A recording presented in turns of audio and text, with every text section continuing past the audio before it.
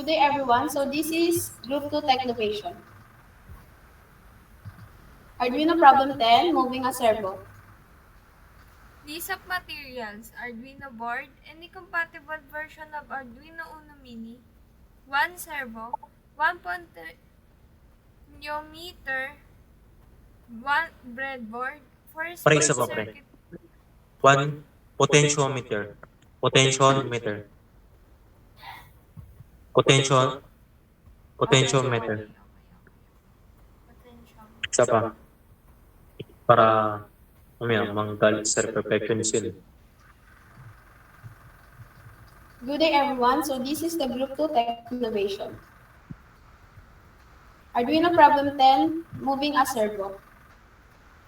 List of materials, Arduino board, any compatible version of Arduino Uno Mini, 1 servo, 1 potentiometer. Pare, ano ba yun? Potentiometer. Potentiometer. Potentiometer. Yan. So, Gusto mo, jobs pa din tayo dito sa list of Sabi sa'yo materials. eh. Ikaw sa introduction, ay dun sa pagpapakilala ng members. Oo. Bigyan mo Tas ako ako ng sa- copy mo.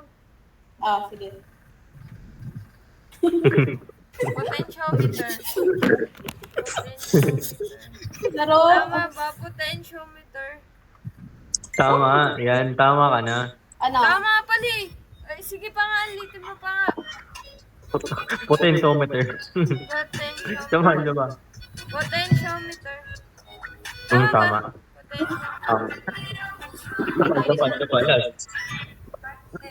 Janela Sige na, okay last. na. Ano yung Pre, TikTok? nagtitiktok. Okay na. Good day everyone. So this is Group 2 Technovation. Arduino problem 10, moving a servo.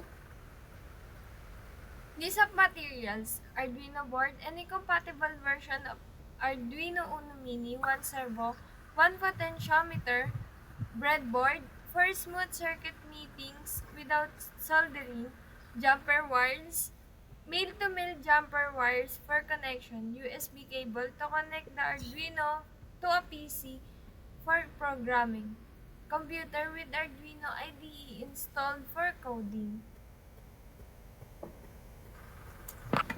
We are excited to introduce our group, comprised of 4 dedicated members, Borja Junella, Briar Jovelin, Monte Christian Dave, and Rebagoda Joshua. Together we bring diverse perspectives and expertise. Our primary goal is to discuss and to make you all understand the Arduino challenges that were given to my group. Arduino 10, moving a servo. We develop an interactive system that controls a servo motor using a potentiometer. This project showcases how we can translate analog input into precise motor movement, enabling a wide range of applications such as robotics, automation, and control systems.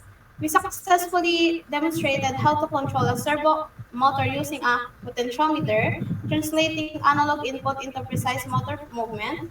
This project highlights the power of Arduino in interfacing with various components and creating interactive systems. For the source code, this code controls a servo motor using potentiometer connected to an Arduino board.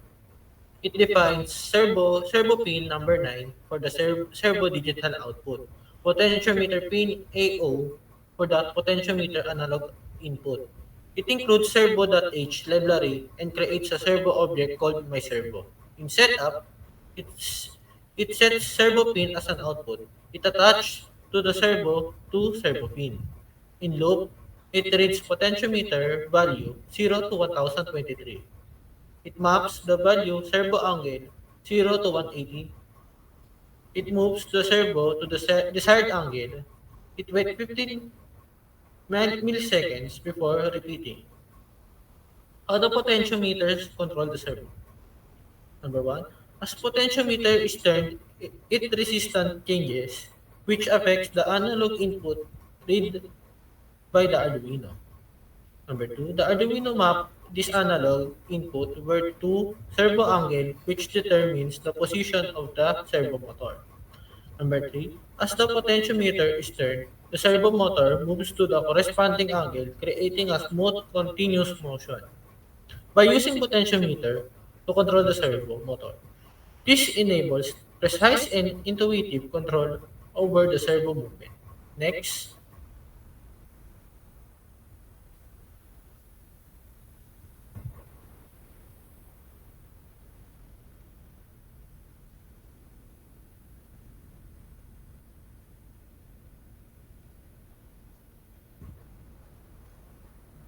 So that's how the AP10 works.